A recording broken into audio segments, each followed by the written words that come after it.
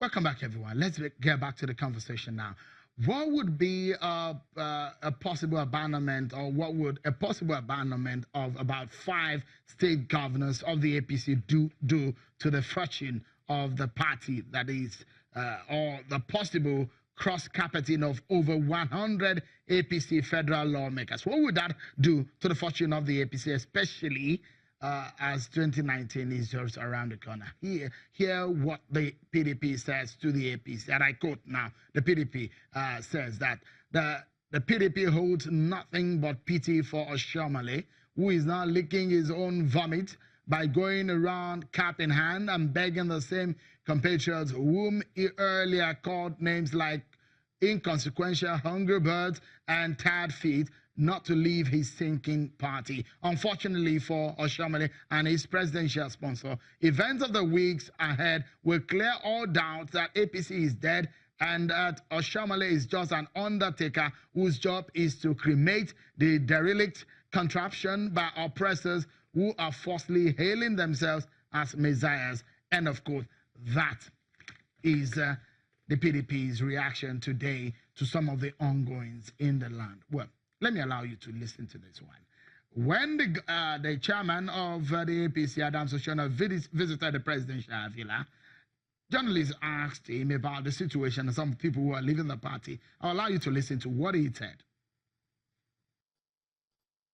Now, I think the media need to get more engaged and scrutinize us, those of us who are political players, when we speak from both sides of our mouth or we are turning the truth upside down. Just a few months back, I'm not sure exactly, 2, 3, 4 months ago, you know that a good section after their convention, people like Professor Yediron, Jerry Ghana, and a host of others who can be said to be, quote unquote, founding fathers of that party, they left to form what they call, is it SDP or ADC or both? Okay, so they broke out.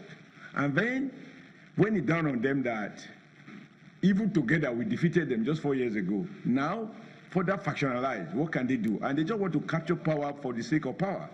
And there is no better proof than that old man who is going around as an organizing secretary, you know, recruiting people, looking for tired players, expired players, you know, to continue with a third-term agenda which Nigerians have rejected.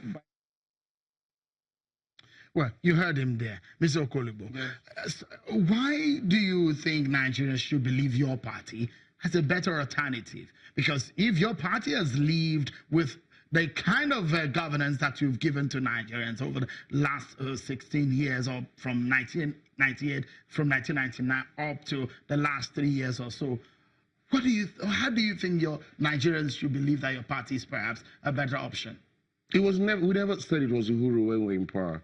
But the difference is very clear, Shion. Today you buy fuel at 145 naira, you still pay subsidy.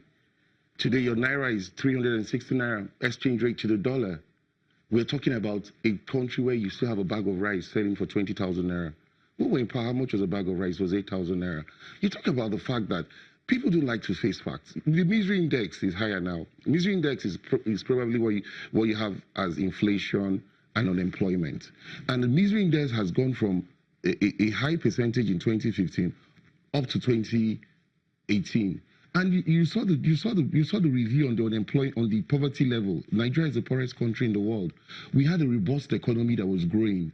We need to look at the facts. Let's just forget about PDP as a party now. Let's see where we were in 2014, you've forgotten some of the issues of in 2019. The ease of doing business that have gone up for Nigeria. What is the ease of doing business? Now, the ease of doing business is a case where you're talking about renminbi, for example. You're saying the central bank is selling Chinese currencies. What is the trade balance between Nigeria and China? Let me not even talk about the economy here, because they're going to take me into economy. What is the ease of doing business when foreign direct investments have been at all-time low?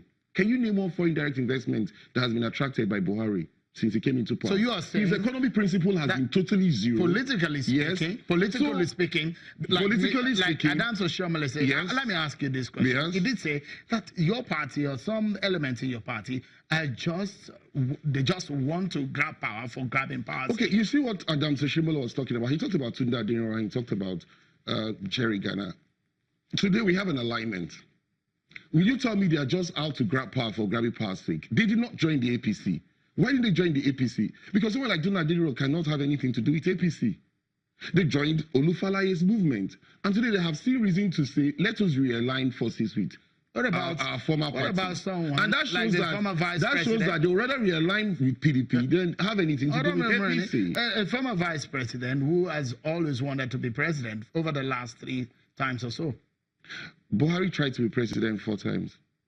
If he had given up, he wouldn't have been president. So today. for your party, it's not about grabbing power. You see, that's why I use Buhari as an example. If Buhari had listened to all those that put pressure on him today, he would not be our president.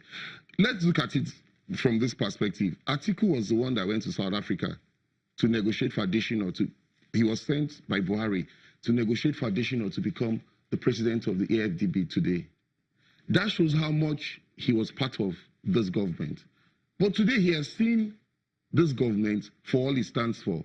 Are you aware that Gowon was in Benue just yesterday and has said he doesn't understand why the Mieti Allah has still not been invited for questioning? Gowon is not a flippant speaker. If you try to say someone like Gowon has become worried over the biased or ethnic dimension that the insecurity in this country has been seen.